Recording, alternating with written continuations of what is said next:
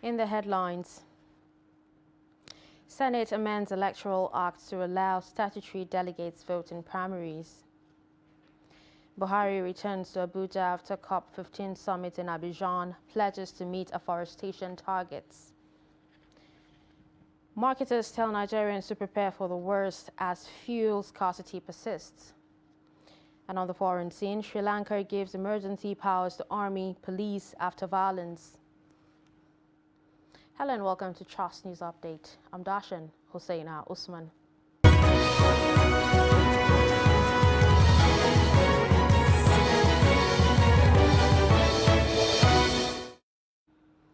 The news in detail. The Senate on Tuesday passed an amendment to the Electoral Act 2022 to allow statutory delegates participate in political parties, congresses and conventions. The Red Chamber amended the clause after considering a bill sponsored by Deputy Senate President Ovie Omo-Agege during plenary on Tuesday. The amendment will allow statutory delegates, in addition to the delegates elected by various political parties, vote during congresses and conventions to elect candidates for various political offices. Speaking after the bill was passed, Senate President Ahmed Lawan said the unintended clause had to be amended before commencement of party primaries. President Muhammadu Buhari is back in Abuja from Abidjan, where he attended the Summit of Heads of State and Government at the 15th Conference of Parties at the United Nations Convention to combat desertification. According to the president, Nigeria had successfully forested over 6 million hectares of land through its Green Bond project. Kehinde Amodu reports. Back in Abuja after 2 days of talks on advancing Great Green Wall objectives in Nigeria, President Buhari must be a satisfied man. Nigeria has been able to reel out achievements it has made to play its part in checking desertification on its lands. The United Nations, acknowledging the progress made, is giving conditions that must define its collaboration with member countries on this project. If you permit me, I would say there's perhaps 4 or 5 issues that are important to this. The first is the importance of the governance structures at the local government where one wants to make the investments in each and every one of these countries.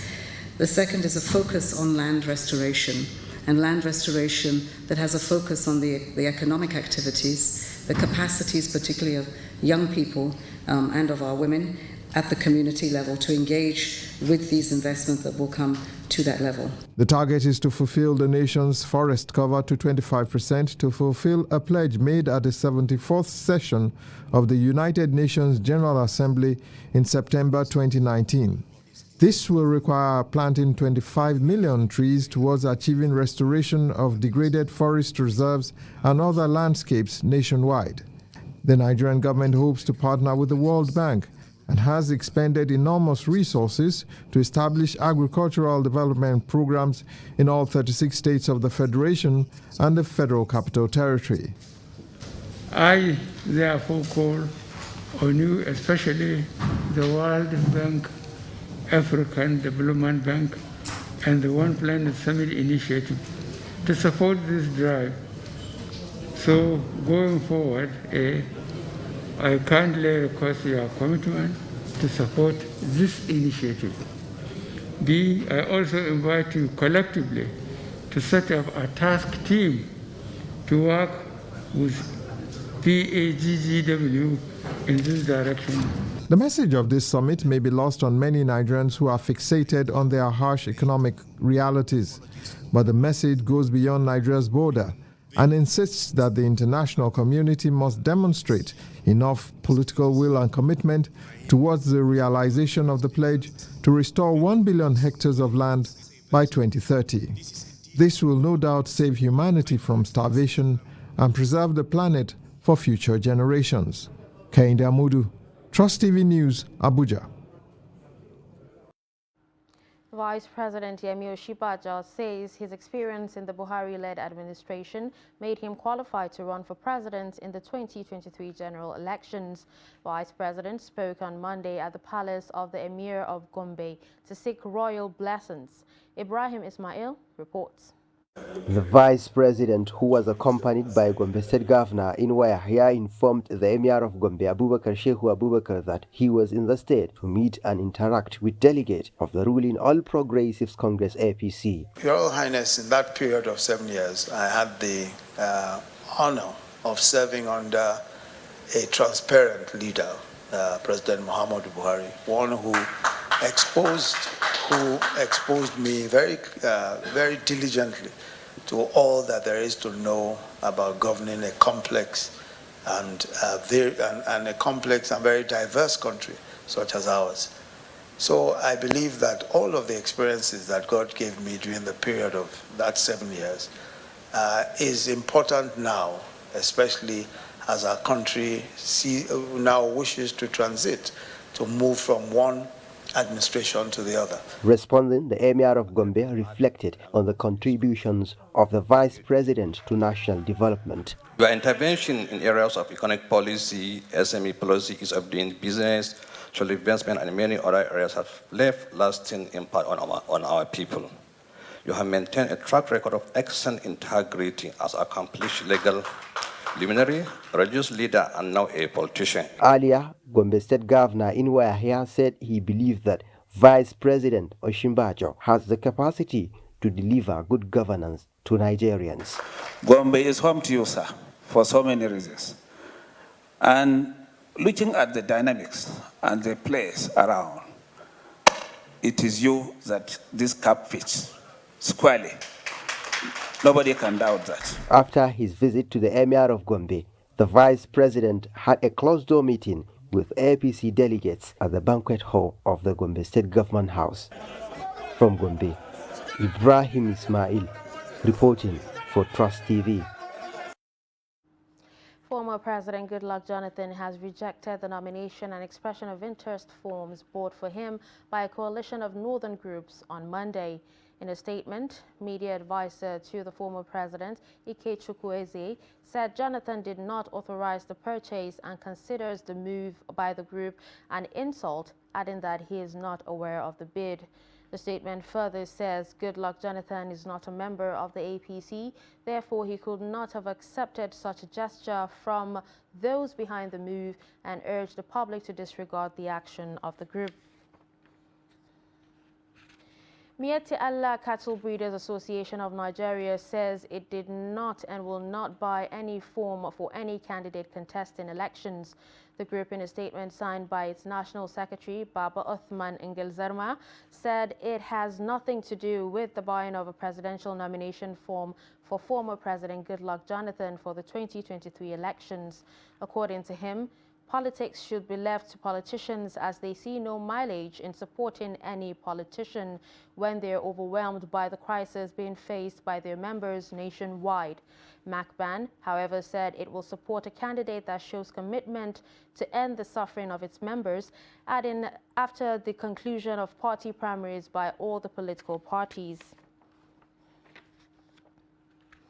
Zamfara State Chapter of the All Progressives Congress has commended the national leadership of the party under His Excellency Senator Abdullahi Adamu for resolving the crisis that rocked the party, causing division among members. A statement by Publicity Secretary of the APC in the state, Yusuf Idris, said this followed the signing of agreement between Governor Bello Mohammed and former Governor Abdulaziz Yari to ensure that all members remain together. It said with the signing, the APC has once again been reunited under one roof. The two leaders promised and agreed to work closely together for the benefit of the state and good people of Zamfara State. The state's chairman of the party, Tukur Umar Amfalani, thanked all the stakeholders that participated in the peace accord. He said that his leadership has been making effort in bringing all splinter members into the party so that Zamfara State will continue to enjoy peaceful political, social, and a prosperous economic environment. The APC chairman urged people of the state to continue to pray for the well-being of the state.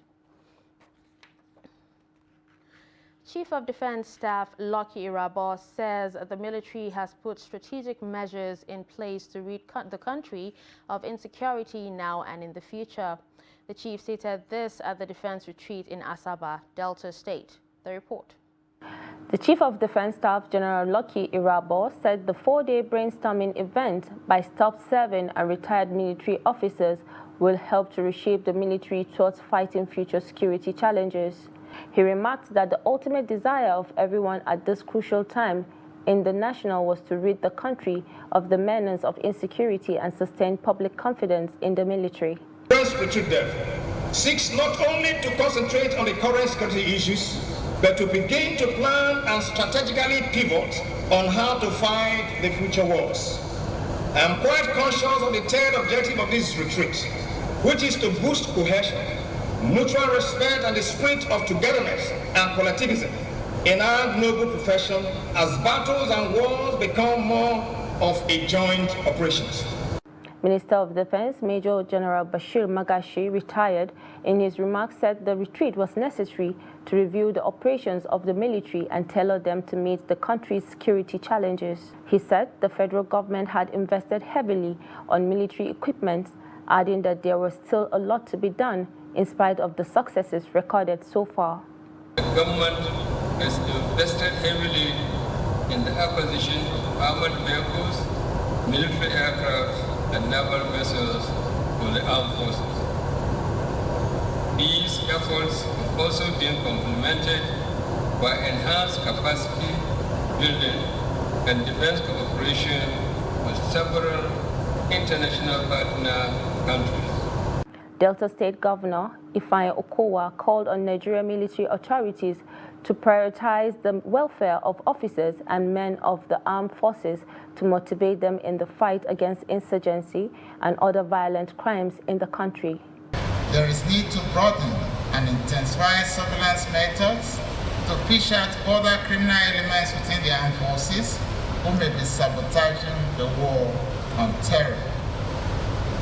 Another matter requiring priority attention is the welfare of our soldiers at the front lines. The defense retreat was attended by Chairman, Senate Committee on Army, Senator Ali Indume, Chief of Army Staff, Lieutenant General Farouk Yahaya, Chief of Naval Staff, Vice Admiral Zubairu Adamu, and Chief of Air Staff, Air Marshal Oladayo Amao, among others.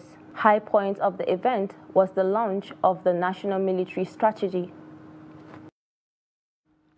The Center of Excellence for Sickle Cell Disease Research and Training in the University of Abuja Teaching Hospital has called on mothers to ensure regular visits to health facilities as a way of combating sickle cell disease in newborns. The center made the call at a training workshop it organized for health workers and mothers on newborn sickle cell disease intervention in collaboration with the National Primary Healthcare Development Agency. Trust TV's Aisha Salihu was at the workshop and now reports. The training, which drew participation from health workers across primary healthcare centers in the area councils of the Federal Capital Territory, is part of efforts geared towards combating the rising number of the sickle cell disease in newborns. It is also in continuation of a 2020 launch of the Pediatric Sickle Cell Disease Program between the National Primary Healthcare Development Agency and Center of Excellence for Sickle Cell Disease Research and Training at the hospital, where health workers from 20 primary healthcare centers were trained. One of the aspects of what we do in this sickle cell program is to ensure adequate training, in terms of manpower development. You can't go too far if the people who you're using in a project are not properly trained and do not follow the protocols as regards that project. We are working across those 20 centers from various places, Abaji, Kuje, and the rest of them across the FCT. They are the ones that we are primarily training today. We have a free genotype test, a screening test for newborn babies in the FCT. Bring the baby to the clinic on Wednesdays, the pediatric clinic, so that we can educate you on how to look after the baby, so that we can give you the free drugs that are available. Experts at the capacity building workshop trained the participating health workers in collection procedures as well as testing and storage of blood samples during genotype testing, while mothers of newborns were encouraged to take advantage of the free services rendered at the clinic. Well, I am in the clinic, the pediatric clinic, and Apart from newborn screening, we take care of the regular patients, sickle cell patients from birth to 18 and above. Deployment of new techniques aimed at early detection, counseling, comprehensive care through vaccination and treatment to better manage the sickle cell disease condition in newborns are tailored towards preventing child mortality from complications. Aisha Salihu, Trust TV News, Abuja. You're watching Trust News Update. Coming up after the break. Persistent fuel scarcity. Do stay.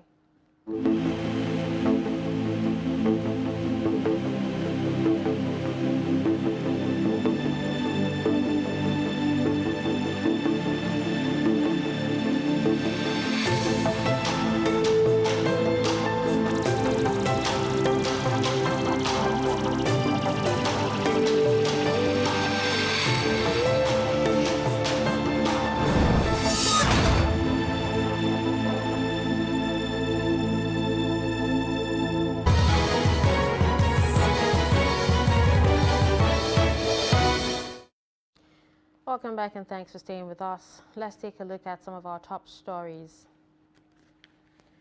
We told you that Senate has amended Electoral Act to allow statutory delegates vote in primaries. You also heard that President Muhammadu Buhari has returned to Abuja after COP15 summit in Abidjan with a pledge to meet afforestation targets. To more news, as fuel scarcity persists in some parts of the country, marketers have told Nigerians to prepare for the worst. Speaking at a press conference, Chairman of the Independent Petroleum Marketers Association of Nigeria, Kano Chapter, Bashir Malam, said the situation will get worse if the federal government fails to facilitate the payment of its members amounting to over 500 billion naira. Malam said the failure of the Nigerian Midstream and Downstream Petroleum Regulatory Authority to pay its members the bridging claim, otherwise known as transportation claim, had forced many out of business. The chairman added that out of 100%, only 5% of the marketers can supply petroleum products because of the failure of NMDPRA to pay them. Similarly, motorists have called on the federal government to find a lasting solution as fuel scarcity surfaced again in the Federal Capital Territory and neighboring states. Trust TV's Kabir Lawal was at some filling stations to hear from consumers that have spent hours waiting to buy the commodity. The report. There is indication that the scarcity of petroleum product has resurfaced again. Motorists are seen in long queues trying to buy the product, which is proving difficult. More so, the impact of the scarcity is especially felt by commuters who pay high price to be transported from one place to another. To me, this is totally unacceptable, but the fact that we don't even know what caused the scarcity, where the scarcity is coming from until now, we don't even know. How can someone wake up in the morning, driving to work, all of a sudden discovers that there's hold up everywhere in all the filling stations, even most filling stations that have fuel are not selling? That I do not know until now, but I'm sure, I'm very, very convinced that a whole lot of filling stations here in Abuja have fuel. Traffic gridlocks appeared across major parts of Abuja as many service lanes were closed to traffic due to queues from the petroleum stations. Consumers of the product told Trust Television that they left their various houses in the early hours to queue up at the filling station to get the commodity, but to no avail as they are still in the queue waiting for their turn. Some consumers further revealed that they had to tip fuel attendants to be able to pile the product. I feel very bad because what we are suffering in Nigeria because of fuel subsidy is very bad.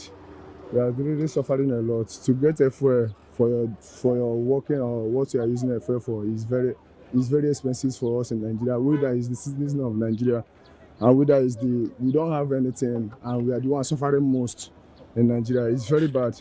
We can't continue this. This country needs to be changed.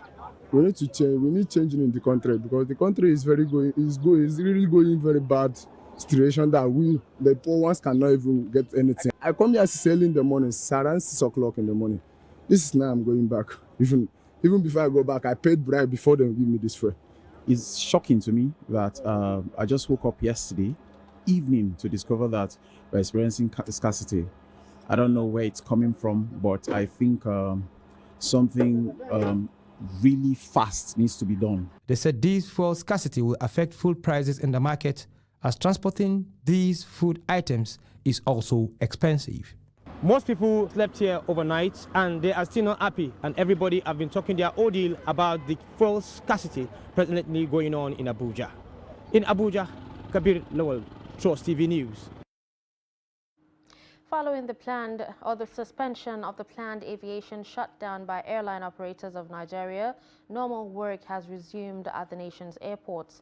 The suspension of the strike, which was scheduled for Monday, May 9, over the increase in aviation fuel, followed calls from the government and relevant authorities promising to address the situation. Gaza Yakubu was at the Nnamdi Azikiwe International Airport, Abuja, and now reports. The planned action was primarily because of the increase in the price of aviation fuel from 190 naira per litre to 700 naira. Staffs of the Nnamdi Azikiwe International Airport said the declaration of the now suspended aviation strike has affected their usual turnout at the airport. Most of us didn't supposed to come work today because of the rumor we heard yesterday. But at least this is where we work, our daily morning. So we have to come and witness what is happening. And to be sincere, when you came, everywhere is scarcity. Most of us have gone back home. And right now, even me, I'm going back to my house. And because of the rumor, people are not able to come out today. But there's nothing like strike. They called it off yesterday. So people that have activities tomorrow, next tomorrow, they came to Abuja yesterday or Sunday because of that. So that is why I looked around everywhere, it's so scanty. They, however, hope that the relevant authorities will swing into action to avert a similar situation in the future by addressing the issue raised by the airline operators of Nigeria, since any future strike, if not nip in the bud, will have a devastating effect on their means of livelihood. 70% of Nigeria will leave base when we come out and also for the day. That's why we survive. For now, it's only 30% that even though they do not work 2 days, 3 days, it will not affect them. But present in Nigeria now, everybody knows what is going on with the scarcity and everything in this country now. We live in daily hustling. When you hustle, your family will eat. If you don't hustle, your family will not eat. That is why in any daily, anything that will affect us for one day, we'll try to avoid it. The management said a decision was reached by relevant authorities to address the price of aviation fuel before the action was called off. None of the airlines are grounded as they have continued their usual activities. Gaza Yakubu, Trust TV News, Abuja.